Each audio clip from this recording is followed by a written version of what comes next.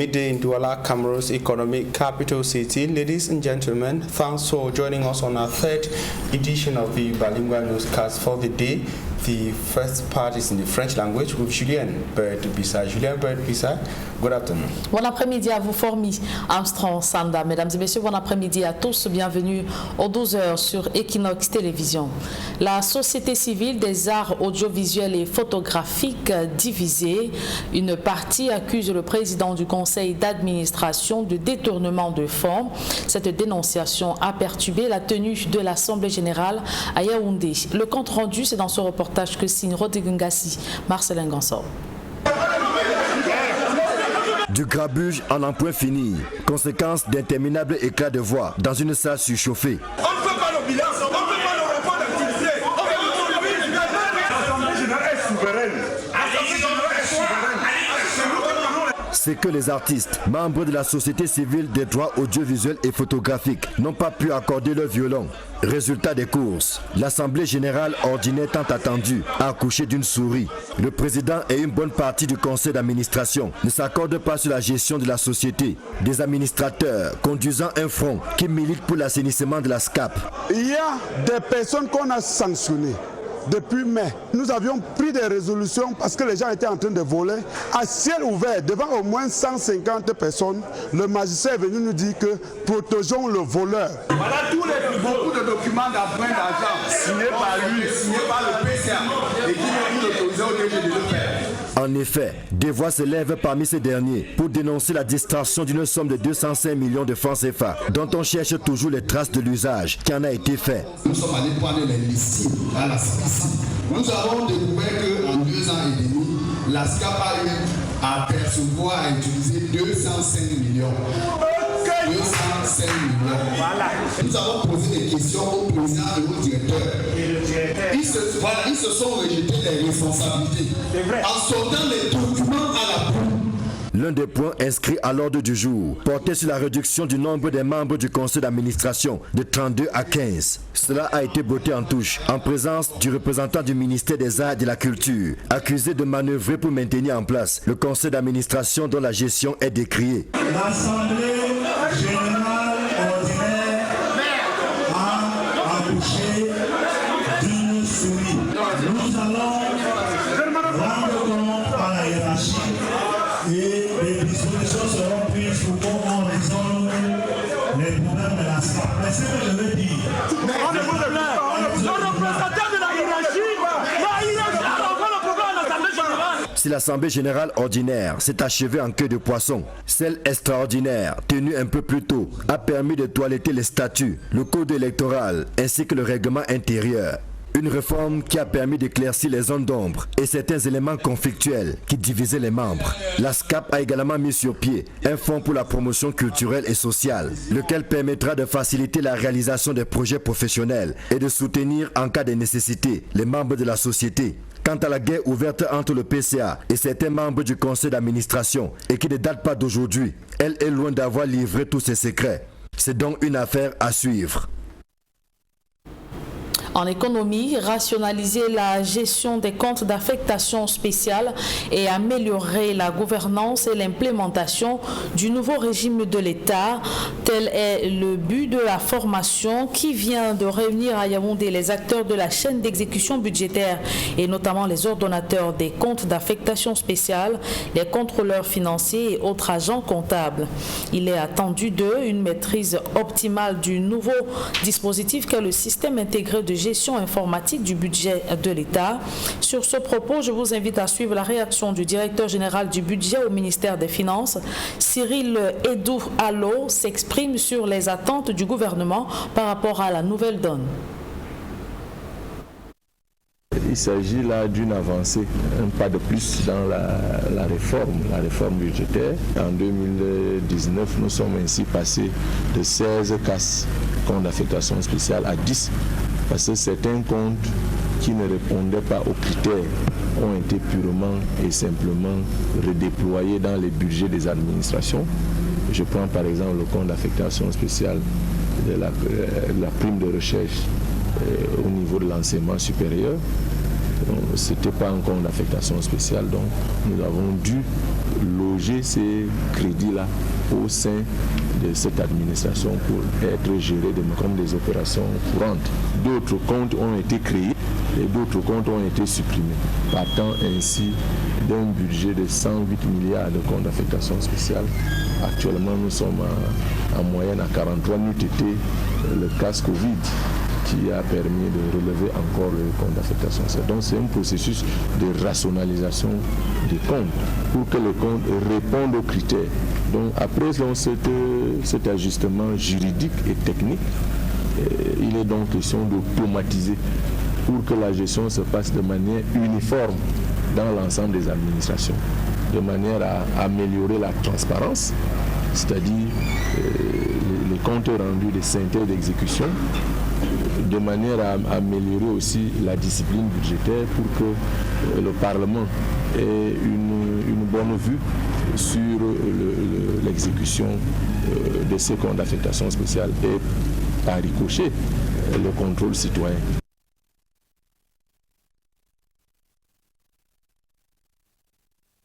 Le foncier, le désenclavement des bassins agricoles, mais également la disponibilité des financements. Voilà quelques préalables à la modernisation de l'agriculture camerounaise, du déjà entendu réitéré par le ministre Gabriel Bayrobé lors de la réunion bilan de son département ministériel à Yaoundé. D'autres précisions dans ce reportage de Joël Essengue et Guizogo.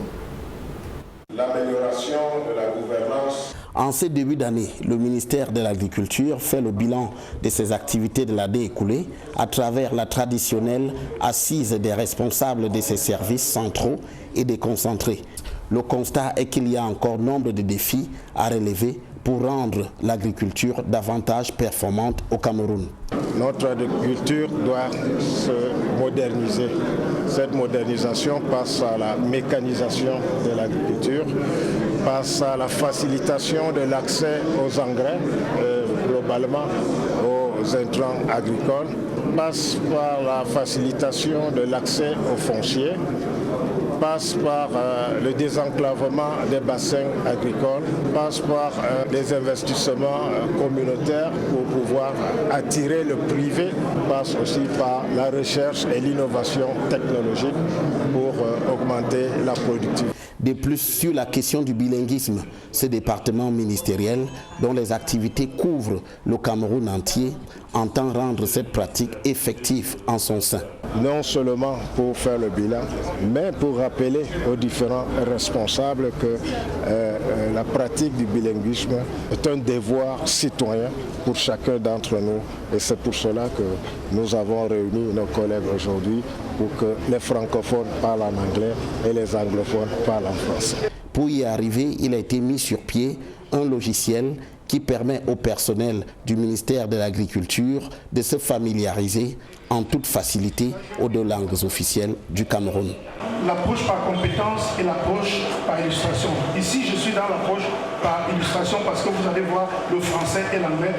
Entre cette ambition affichée et les résultats escomptés, il faudra bien observer si les lignes bougent effectivement. Et qu'est-ce qui plombe l'établissement des actes de la vie civile au Cameroun?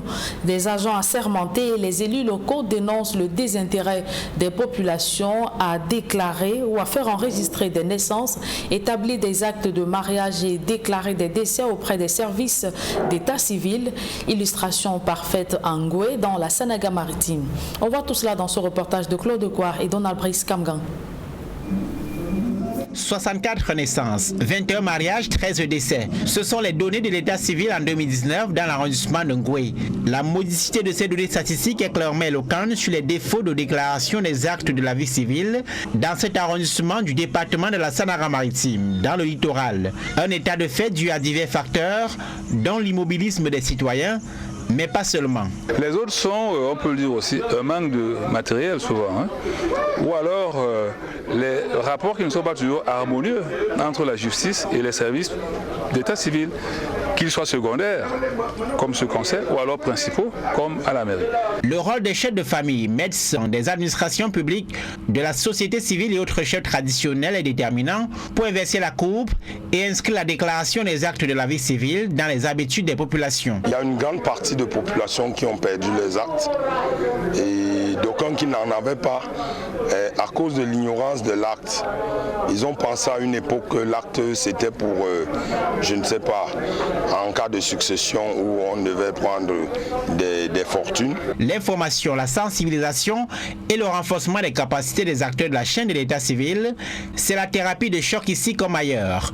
Women Peace Initiative, une organisation de la société civile, se déploie en Ngoué avec tous ses acteurs clés, mais aussi le bureau de l'état civil engagé sur le chantier de la modernisation de l'état civil au niveau national. Le développement passe par l'enregistrement des faits d'état civil, par les statistiques d'état civil pour un bon projet de développement qui puisse aider leur commune dans ce sens-là. L'organisation JDR est une organisation partenaire avec laquelle nous travaillons déjà depuis et nous nous sommes dit que c'était important de travailler avec des gens avec qui nous collaborons déjà précédemment et des gens qui vont, une organisation qui va faciliter l'action sur le terrain. Les organisations de la société civile engagées dans cette série d'ateliers d'information et de sensibilisation se déploient à la 3e, 5e, Ngoué et Dibombari, respectivement dans la Sadara-Maritime et le Mungo.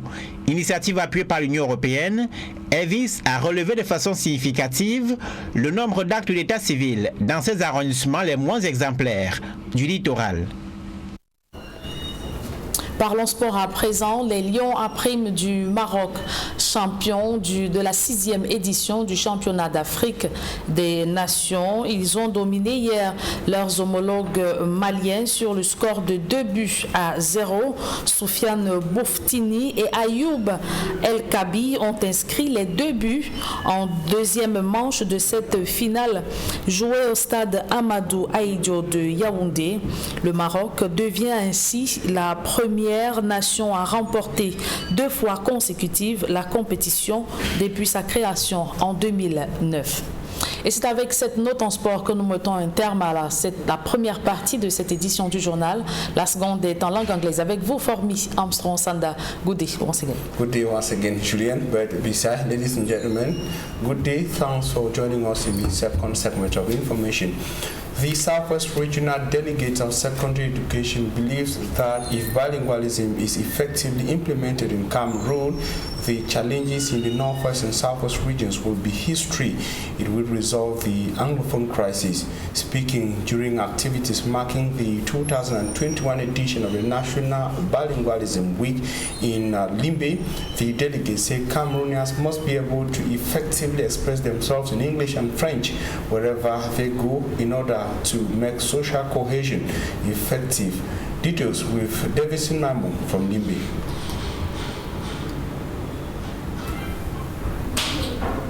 More than ever before requires those who can use English and French. As such, a mastery of our official languages is a valuable asset. Vefongen Dumbe James, Sub-Director, General Affairs, Regional Delegation of Secondary Education, speaking during the 19th edition of the National Bilingualism Day that took place at Government Bilingual Technical High School in Sokolo. He continued, bilingualism, if fully implemented, shall bring lasting peace in Cameroon. We shall be taken to task by posterity if we fail in our bid to produce globally competent citizens worth the name.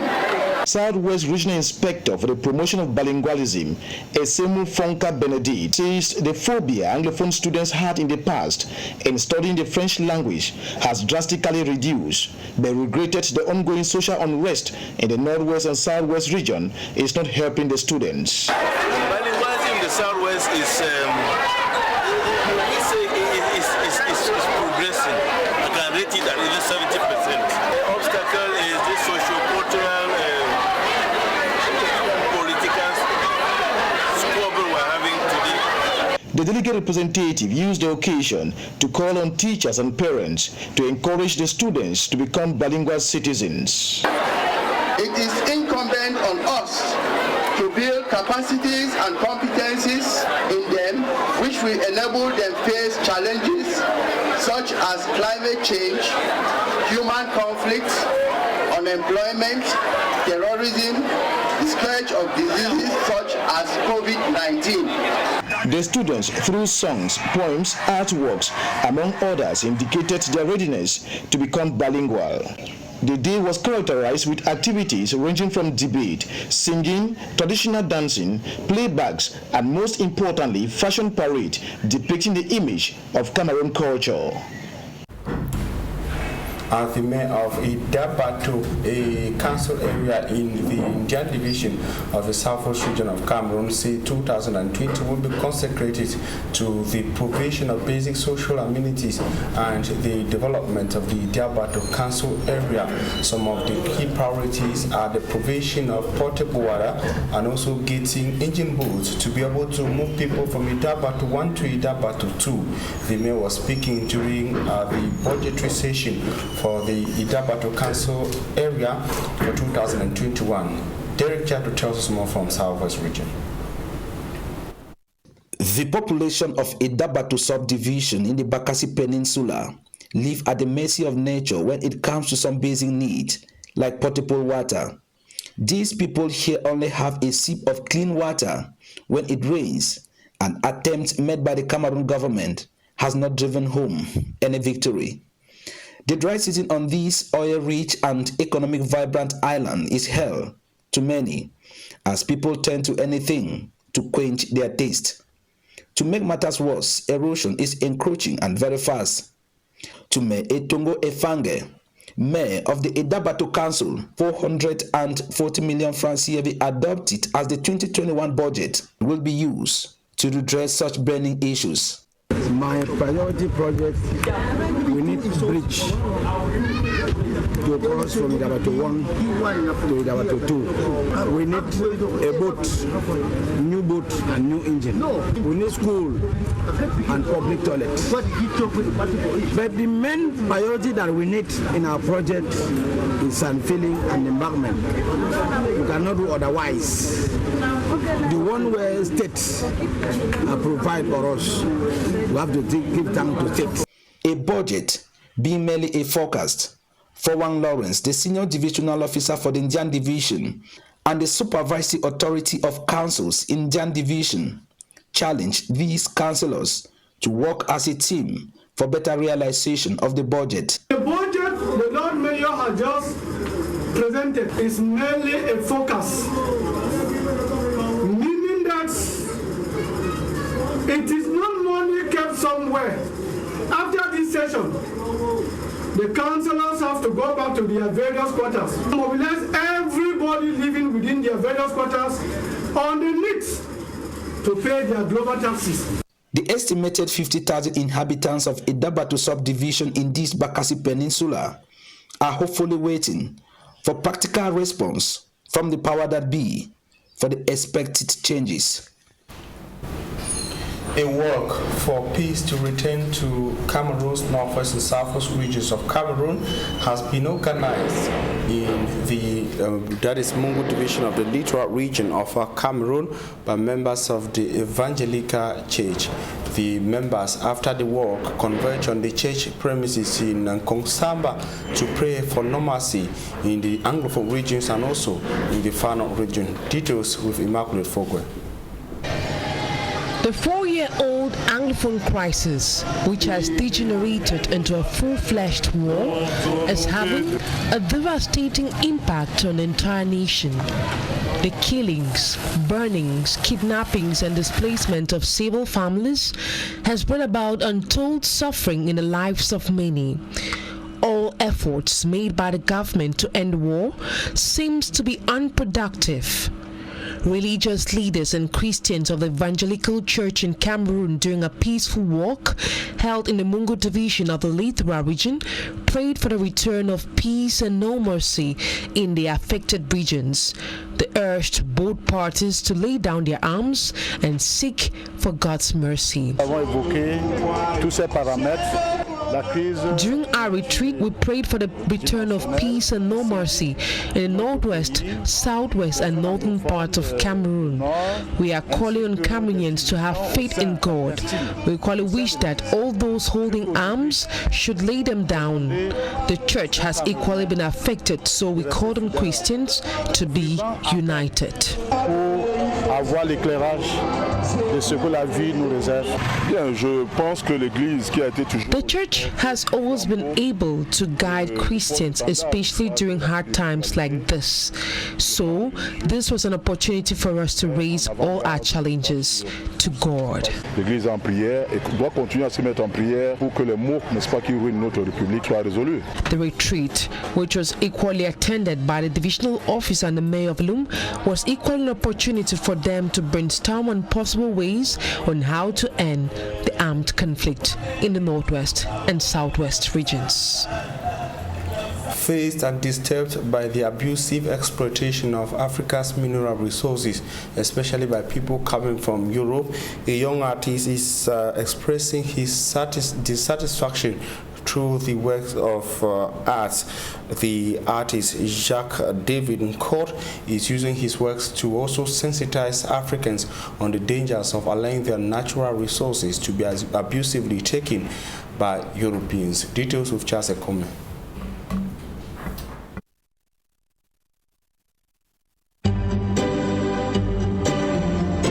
The assessment of the economic impact of illicit trading in the extraction of raw materials in Africa is alarming and causing direct revenue loss, but also indirect loss in opportunities from the entire continent through a multiplier effect. The effect presents itself in the form of the loss of indirect income, jobs, and unpaid tax revenues. The economic impact of illicit trading of raw materials in Africa is estimated at $120 billion per annum, which is 5% of Africa's gross domestic product, with an estimated 24 million jobs lost, which is about 6% of overall employment in Africa. This growing phenomenon has motivated a paint artist by name Jean-David Nkort, who has decided to showcase these problems in Africa through his artwork in an exhibition known as Corps et Espace, in English appellation Body and Space, which took place at l'Espace Douala Art in Bonanjo, Douala 1 subdivision. For me, Body and Space is just a vivid expression of the way the body tells a story of its livelihood in actual times. Jean-David Nkort further explains a vivid expression of an exploited Africa through his paintings. Just behind me, we have some work we did on spades. It was essential for me to bring to light these souls who have lost their lives due to the illegal extraction of mineral resources, and how today this issue has created a serious conflict in Africa, because Africa has a major problem of being extremely rich in resources, but sadly Africans hardly get to benefit from all these riches. This art showcase, which was beautifully enriching, also embraced an African cultural heritage filled with vast knowledge of African history. The question still left unanswered is if the message on these paintings were passed across so as to see a new face of Africa. Felix Tshisekedi is the new president of the African Union. Meantime, Chadian-born Moussa Faki Mahamat has been re-elected as the president of the African Union Commission. The Chadian-born diplomat was the lone candidate to run for the post of the president of the AU Commission, something that sparked widespread reactions across the African continent, questioning the situation that has never been the case since the creation of the African Union. But we had an interview of Professor Pierre Mukoko-Mbonjo, who is the chairperson of the unit of the African Union reforms. He explained why a single candidate for that position. November 2018, heads of state and government of the African Union did gather here in Addis to review the process of selecting the leadership of the Commission, namely the chairperson, the deputy chairperson, and commissioners. It was decided that henceforth, a panel of eminent Africans will be in charge of pre-selecting the candidates from all over the continent. As you may recall, so that's what happened. There's no mystery in that. And it is exactly the same thing that happened last year with the African Development Bank. When it came to renew the president of the African Development Bank, you know, the outgoing president, Dr. Adesina from Nigeria, ran unopposed. Dr. Adesina from Nigeria ran unopposed. So it's not the first time that is happening. Professor Pierre Mokoko Monjo, who is chairperson of the African Union Reforms Unit. Ladies and gentlemen, that extract brings us to the end of the midday news on Equinox Television. We thank you for your keen attention. Julien Bert Bissana will be back here tomorrow at 7 a.m. God willing, Julien, see you tomorrow at 7 a.m. Le rendez-vous est pris pour demain à 7h40. Mesdames et messieurs, merci d'avoir suivi cette édition bilingue du journal. Retrouvez Flavien Valondongo et toute son équipe pour votre quotidien santé.